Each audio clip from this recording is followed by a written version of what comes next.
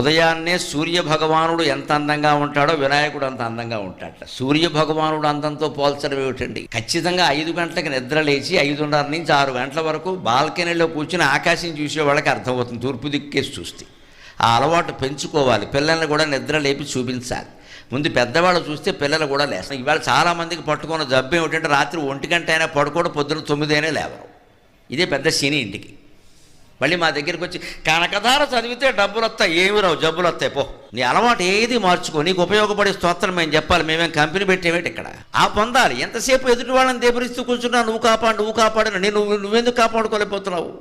ఆత్మవిశ్వాసం లేకపోతే ఏ విశ్వాసం ఉంటుంది? అందుకని పొద్దు ఉదయించే సూర్యుడిని చూసి అలవాటు చేసుకోండి అమ్మ. ఆడ మగ అందరూ, ముఖ్యంగా యువతరానికి చెబుతున్నా, సూర్యుడిని చూడడం కోసం నిద్ర లేవండి. సూర్యోదయం సూర్యాస్తమయం అరగంట చూస్తూ నిలబడిన వాడు జీవితంలో తప్పు చేయడు, ప్రశాంతంగా ఉంటాడు, ఆనందంగా ఉంటాడు.